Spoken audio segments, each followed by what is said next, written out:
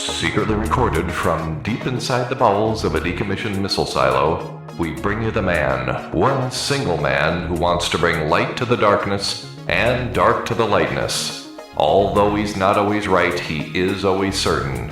So now, with security protocols in place, the protesters have been forced back behind the barricades and the blast doors are now sealed. Without further delay, let me introduce you to the host of Hutcast, Mr. Tim Hutner.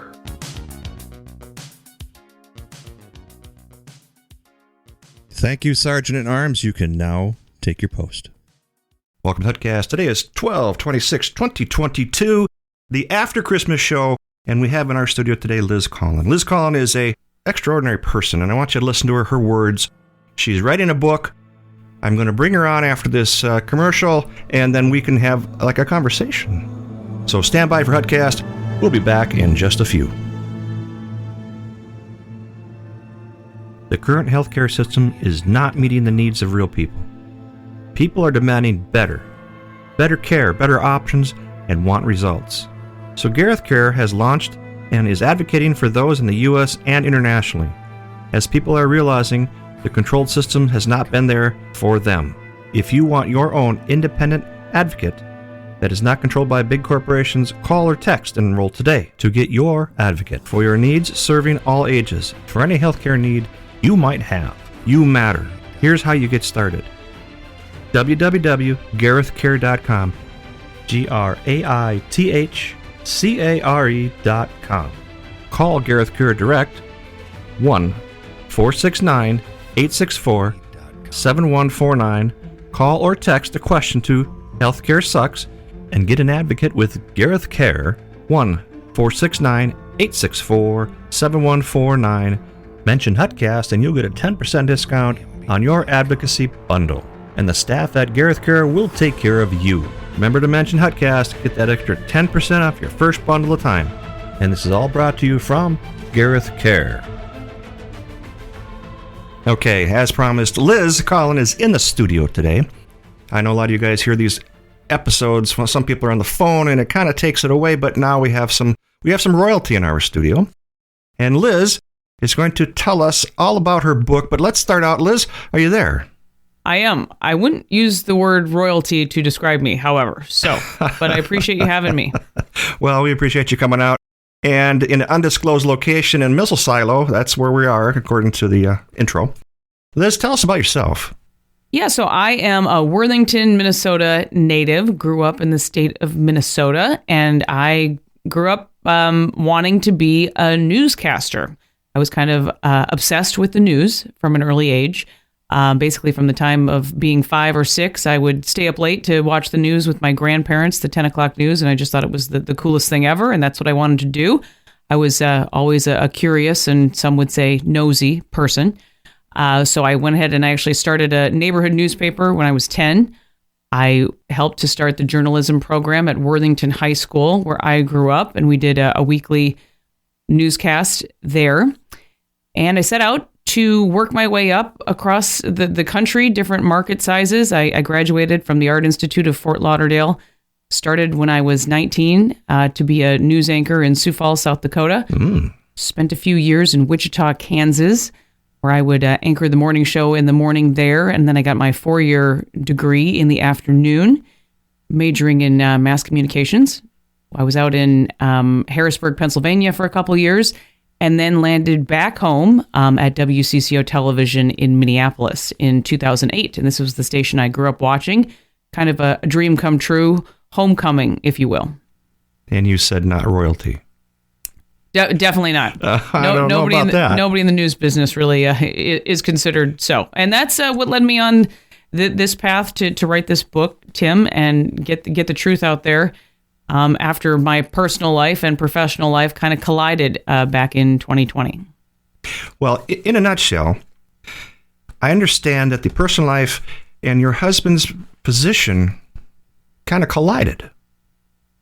I would say so, yeah. So my husband, Bob Kroll is his name. He was the president of the Minneapolis Police Federation, basically the union that represents police officers in Minneapolis. He held that position for a few years. And May 25th, 2020 came around, and there was a very high-profile in-custody death, a man by the name of George Floyd.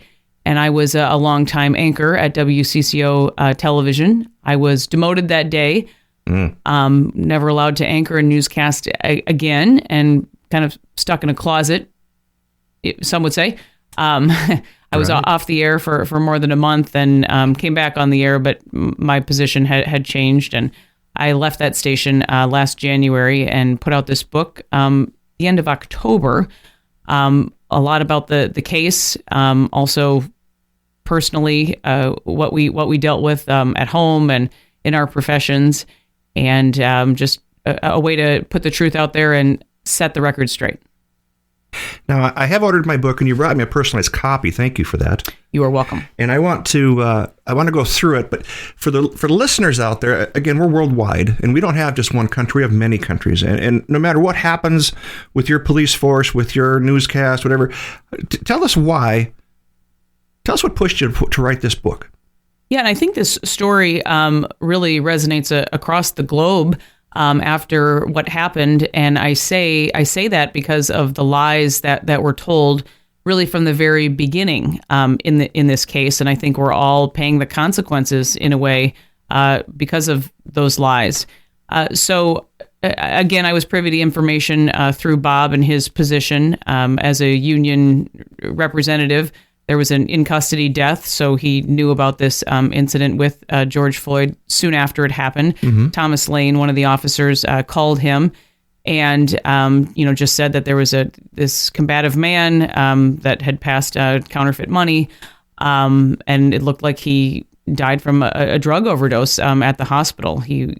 Thomas Lane called Bob a couple different times to just keep him updated, and he went into work that night, as you would with any in-custody or in-custody death involving a Minneapolis police officer or other critical incident. He was called in, and immediately the chief of police calls in the FBI after the Facebook video starts going viral. Who's the chief at this time? This is Madera Arredondo, who was the police chief of Minneapolis at the time. He has now since retired, but he involved the FBI right away. And also, it was partly him who kept the body cameras hidden in this case. So this is another lie. The body cameras show that George Floyd said he couldn't breathe long before Derek Chauvin arrived on scene. The body cameras clearly show 4 mixed-race police officers involved in this incident. And you know that this was just a racist incident from the very beginning. That's how the media went ahead to spin it, and just was basically parroting what the Minneapolis mayor was saying at the time, right, and the chief of police, what they were saying at the time. There was no common sense. There was no critical thinking. Nobody was asking questions, and we're all paying for these lies to this day. Well, I have you know that it's several times on this show, I define race as an old professor in college told me once. He says, "What is race?" And everybody said, "Well, it's black, it's white, it's purple, it's green." And he says, "No to everybody." And he says, "What is race?" I'll ask again. Nobody got it. But what he said was, there is only one race, and it's a human race. I just had to throw that in there because everybody likes to throw the race card around. And on this show, we don't throw race cards around because we don't believe in race. We believe in the human race. And then we have ethnicities beyond that. So move on from that point. George is he's not in custody. He's done now. Your husband gets called. They start spewing this information over whatever channel they can, right? Yeah. And they also, an autopsy is done on George Floyd soon after this happens, in fact, within 12 hours. And we have a lot of documents in the book. The book is called They're Lying, The Media, the Left, and the Death of George Floyd. And I encourage anybody who's listening to go to thelieexposed.com. That's where there are links to the book. But there are also some documents on that website as well, one being the autopsy. And this is written in Dr. Andrew Baker's own handwriting. This is the medical examiner of Hennepin County within, again, 12 hours of George Floyd passing away, clearly showing this multifactorial death that George Floyd experienced, including 11 nanograms of fentanyl found in his system. However, we have that autopsy being held for another week before it's publicly released. And at the same time, what the media touts as an independent autopsy is released, and these are medical examiners hired by George Floyd's family, and there's this coordinated effort to release these two autopsies at the same time. And this autopsy by George Floyd's family, essentially bankrolling these two medical examiners, they find that George Floyd dies from what you see in the video. That is basically their statement. And the media kind of goes with that autopsy rather than what the document says, that Dr. Andrew Baker, his initial findings. You also see the medical examiner in Hennepin County move away from his findings. He's honest about he's being threatened. There's a lot about that in the book, just this mob mentality that ruled the day in Minnesota and basically did across the country. So we have a lot of the documentation that the public has never seen before. Basically how the media is spinning things and how they're handling this story. So that's all in there too. Let me pose a question. How can someone bankroll high-end doctors, high-end everybody, lawyers, attorneys, when the guy's passing counterfeit 20s on the street? Well, I think this case really, like all of these stories, come down to money and power. And I don't think you can understate the role that politics played in this, because this is 2020, May of 2020. This is a presidential election year. There is definitely a push to oust President Donald Trump at the time at all costs. And Bob was made a scapegoat kind of after the riots. So we go through, and I really wanted to give a voice to these officers who hadn't had one before. The media was so quick to move on after there were billions of dollars in damage left behind, 1,500 businesses that were affected by these, historic riots in Minneapolis. And then you see this coordinated effort to basically pin the blame on, not just Bob, but the entire union, that they're the problem. They represent, police brutality, et cetera. Right. All kinds of brutality. Which is just so far from the truth. I'm still trying to figure out where the money came from. Because, again, if you're on the street pimping $20 bills, get caught, cup foods, called it in. It's not like you guys showed up because you had nothing better to do than beat up on George Floyd. You were called there. Yeah, this is Thomas Lane and J. Alexander King. Again, a set of mixed race officers. They show up about 45 minutes after Cup Foods calls in. So Thomas Lane and J. Alexander King go ahead and respond after they're called to the Cup Foods at 38th and Chicago in Minneapolis about 45 minutes later. They are struggling, as the body camera clearly shows, to control George Floyd and put him in a squad car at this time. He asks to George Floyd himself asks to be laid on the street. He is struggling, saying he can't breathe, etc. So this is all on the body camera footage, which there is a coordinated effort to keep that narrative out of the public domain. So hold on here. He asked to be pulled from the car. He asked to be laid on the ground, and that's stated in the body cameras. That's news to me. I've never even heard this till now. Well, and there's a reason that's what I talk about in the book. There's a reason all of the facts were kept hidden from the public, and we also have a part in the book about the actual case itself, dealing with the trial of Derek Chauvin. He's obviously in prison now and found guilty on the three counts he was charged with, the three different charges. Yep. So everybody says, P.S. He's guilty. He had the shittiest lawyer on the planet, too, I might add. Well, there's a lot of manipulation going on behind the scenes that people weren't aware of what the jury was allowed to see, but I think more importantly, what they were not, and the very questionable rulings that the judge made. So we go ahead and take a deep dive into the case as well. I think that judge had a whole lot on her plate. Wasn't that her? It was him. Oh, I'm sorry. Okay, that was the other defendant. Yes, that was Kim Potter's. Yeah. Right, another political prisoner, one would say, in Minnesota. But that was the fifth police officer to be put in prison in Minnesota. And Kim don't live too far from this missile silo you're in right now. And friends of ours down the street are friends of them, so we kind of got some people there. Gotcha.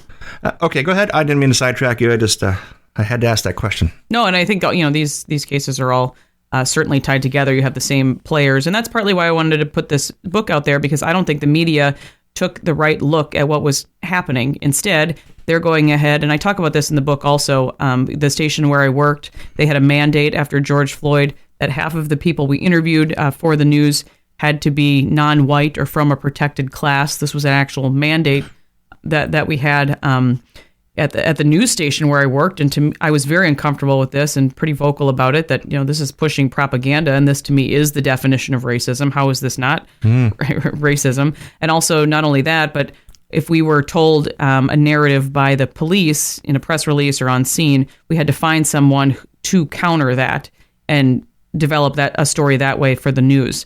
So we're going ahead and painting with a broad brush that police are liars, they're bad people, and we're poisoning the public. And I think, again, we're all paying the price for that media manipulation.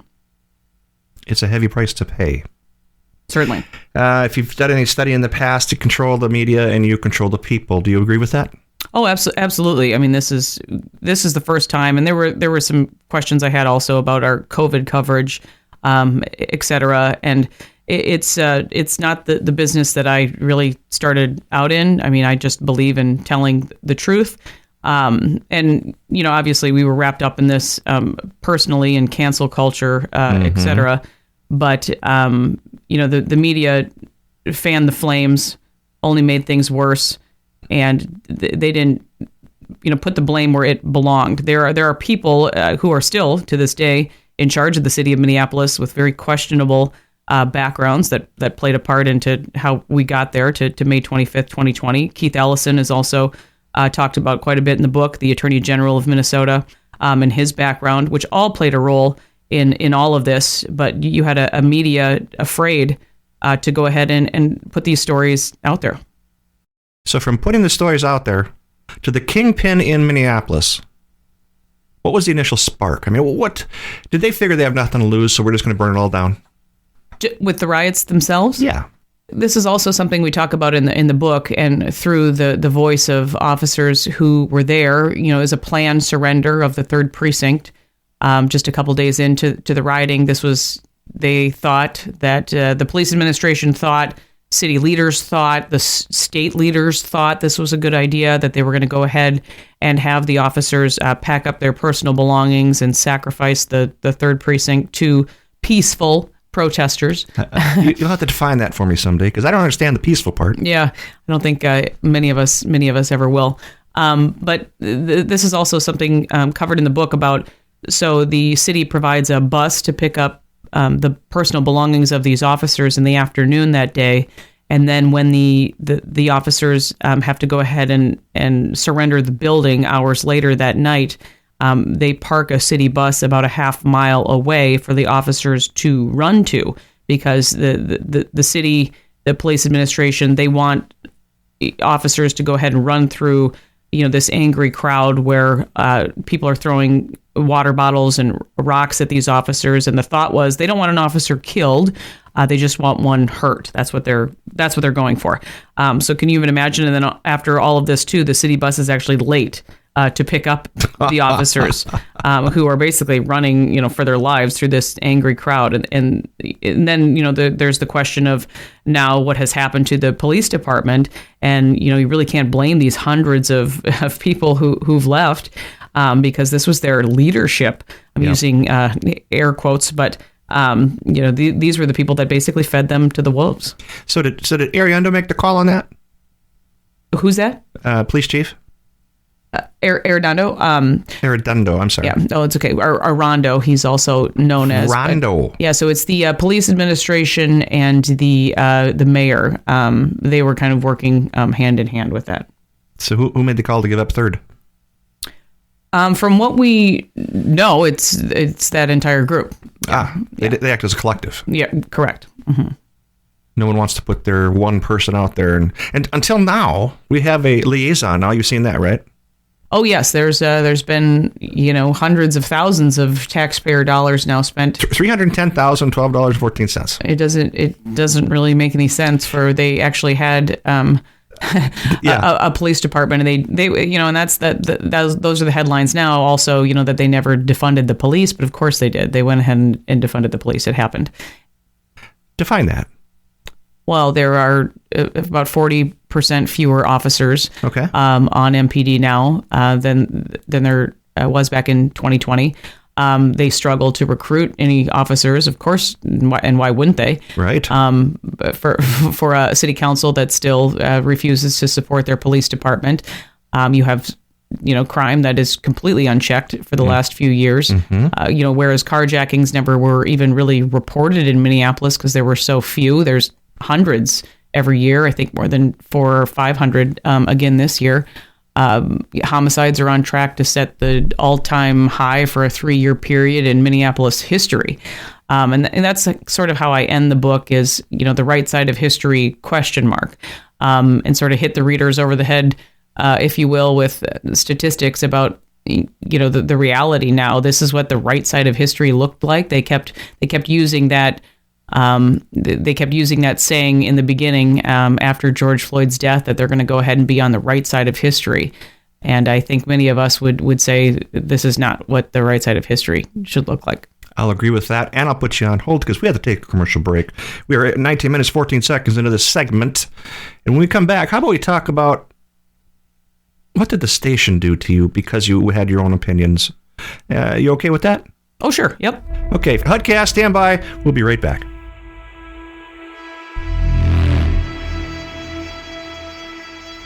Buying a gun is no ordinary purchase.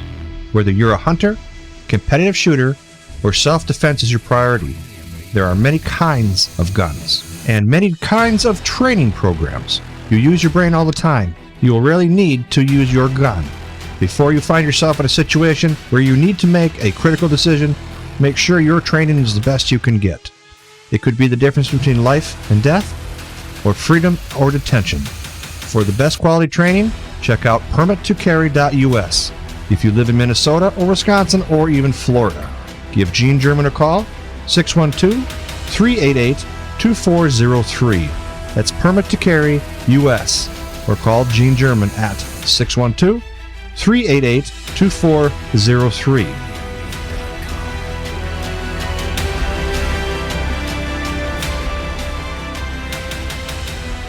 Welcome back, podcast.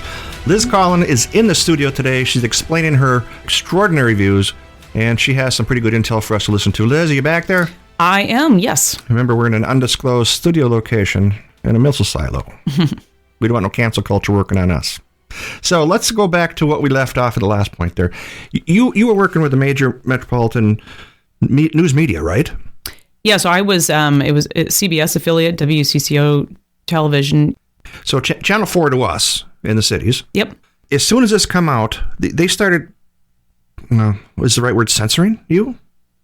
Yeah, canceling. I think that, there was support for me in private by some of my colleagues, but not publicly. I talk about in the book, for example, they have a protest outside the station during a 6:00 newscast, and basically my assignment that day is to put together a story on the good things that I've done in my 12 years as a longtime anchor and reporter, as if I'm guilty of something. I just thought it was completely crazy that we're going to go ahead and try to appease this mob, people who are holding, I think there were 2 posters in total that they wanted Liz Collins to be fired. They don't even know my name. These are not WCCO viewers. These are the same people on Twitter who want to take my life, but we go ahead and we listen to them. So this is how the station was trying to be supportive, I guess. But it was pretty clear as the months ticked by that my views of telling the truth about this story were frowned upon. So the protesters, you said 2 signs. The mob was 2 signs. Yeah, I think there were maybe 50 or 60 people for that protest, but they were outside. They were outside WCCO, and then they marched to the Star Tribune after also. So it didn't seem like it was really this coordinated attack on me, or that they cared that much. But I guess that's how my management seemed to interpret things. Well, we had some of that here in our undisclosed location where they were taking Kim Potter's house and closing it off, and I'm just looking at these guys going, Yeah, we should have that law. If you run them over, it's too bad, right? It's We gave a lot of power to these protest groups in 2020, but I always thought there was this follow the money piece that nobody was willing to dig into. These were coordinated efforts, and these were paid protesters in many cases, and nobody wanted to go ahead and look at that. Instead, the media just went ahead and gave them a platform and gave them free advertising, if you will, without asking any questions. Out of the fear that they might be called a racist group, correct? Right. Yeah. I mean, that was...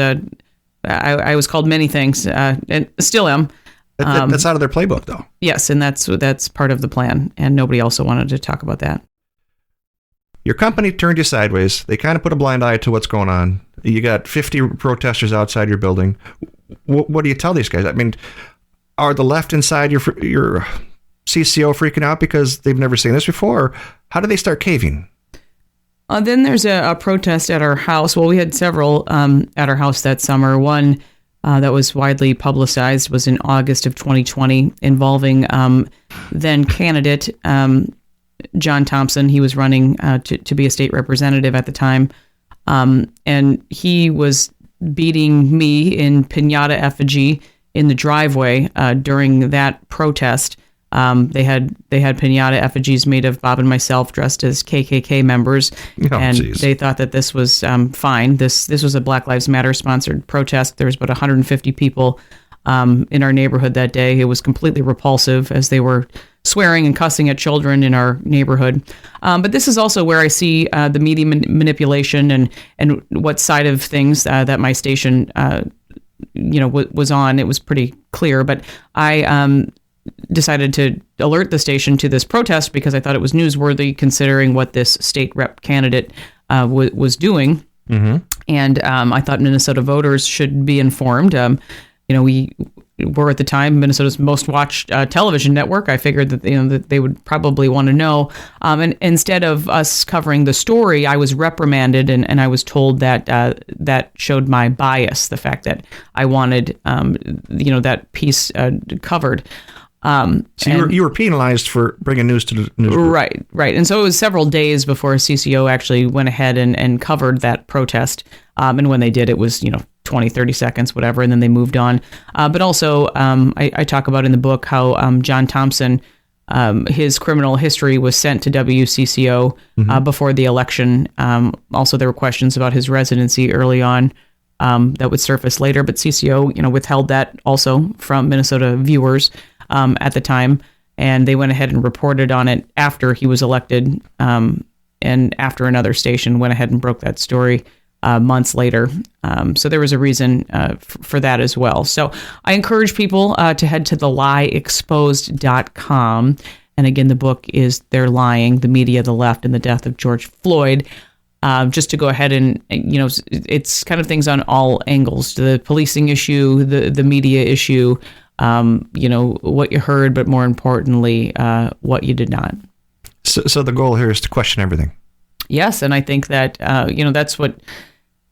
that's kind of our jobs, I think, as journalists to do that, is question everything. But in this instance, I really felt like journalists turned into activists, and they weren't doing their jobs.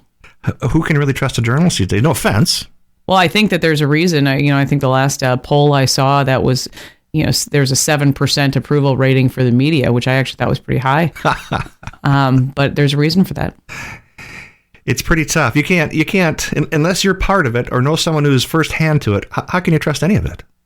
Yeah, and that's why I went ahead and left mainstream media. I work with an independent group now called Alpha News in Minnesota. But we're honest, too, about what we are. We're a conservative media group. I think it's funny we even have to label ourselves conservative, but we just really believe in telling the truth. But, the mainstream media, it's the same story, told the same way every day. And, there's a lot more going on in the world. So we try to take, longer looks and deeper dives, on subjects that I just know are not tackled by the mainstream media, whether it's, COVID, the vaccine. People are questioning things. They're questioning their government for good reason. They're questioning the media for good reason. And, we try to help answer some of those questions because people are frustrated, and for good reason, because they've been lied to. How do you trust them? You can't. Mm-hmm. Isn't that interesting? we get some cancel culture here on this show, and they keep trying, but they really can't pin down my VPNs. So we get email bombs, we get all kinds of stuff, and we get labeled a conservative show as well.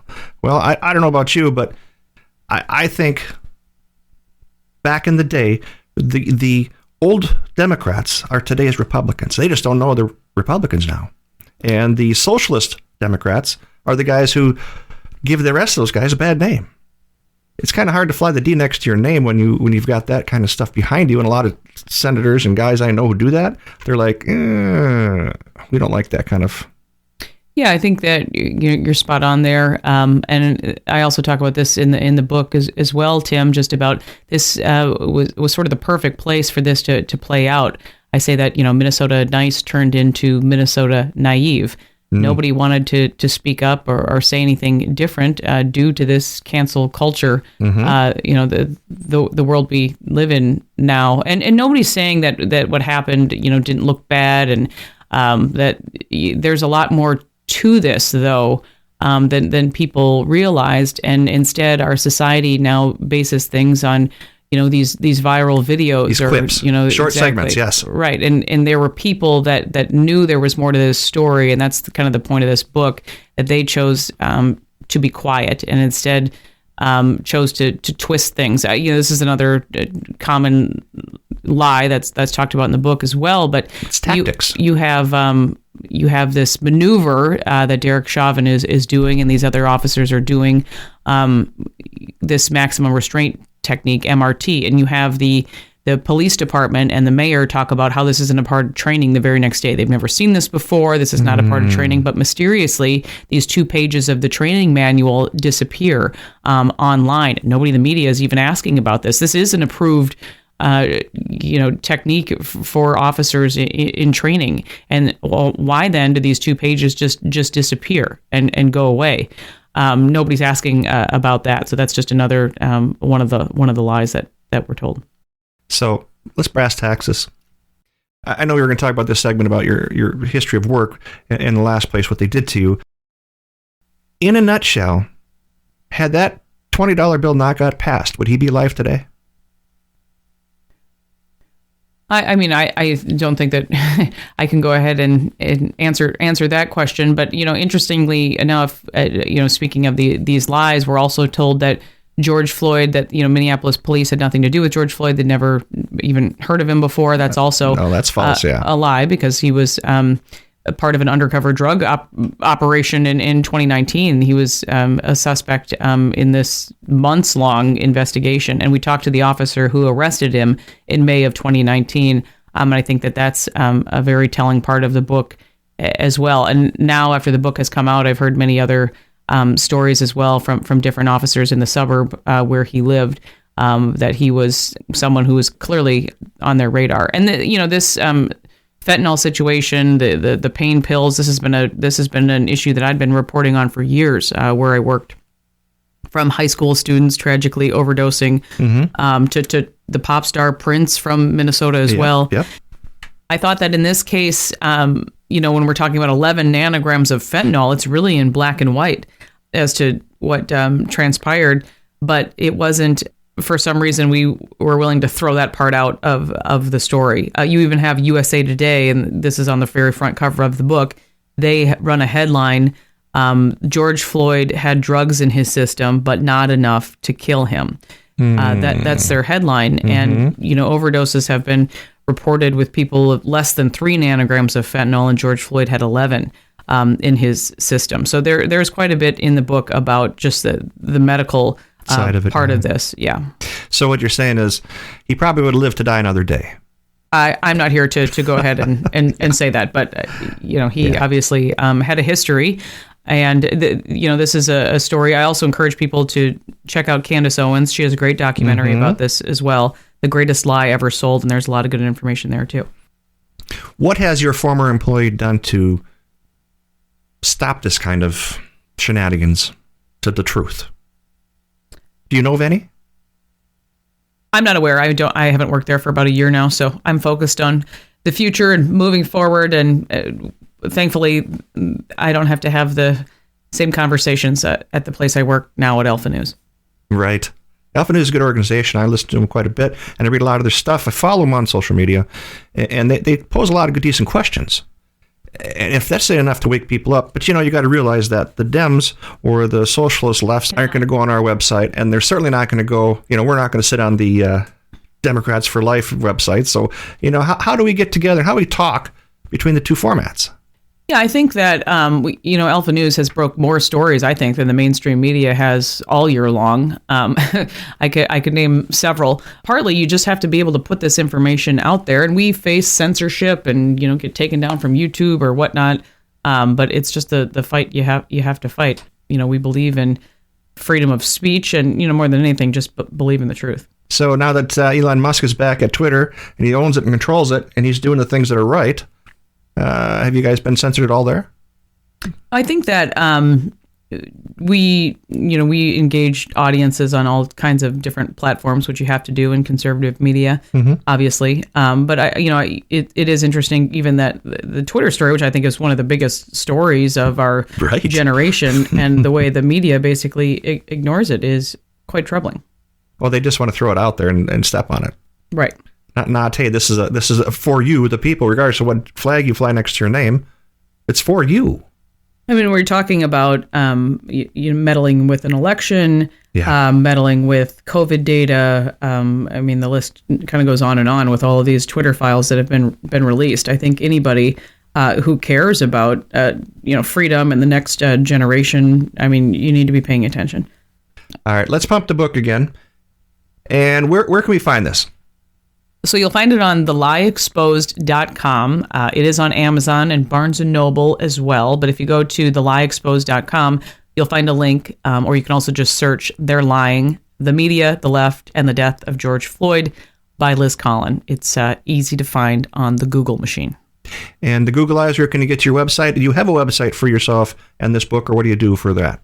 Yeah, so I'm available on all the social media the kids are doing these days, but Liz Collin on Facebook, same on Twitter, Liz Collin, no S, Collin. And thelieexposed.com, I keep folks up to date. We do some book signings, which have been really great across Minnesota.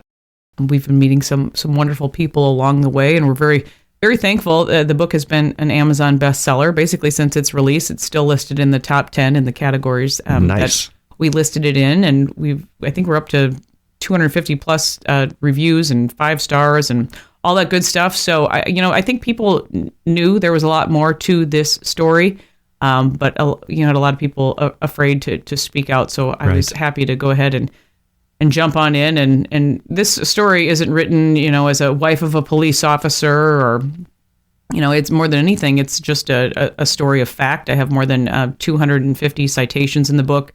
And I really wrote the book as a reporter.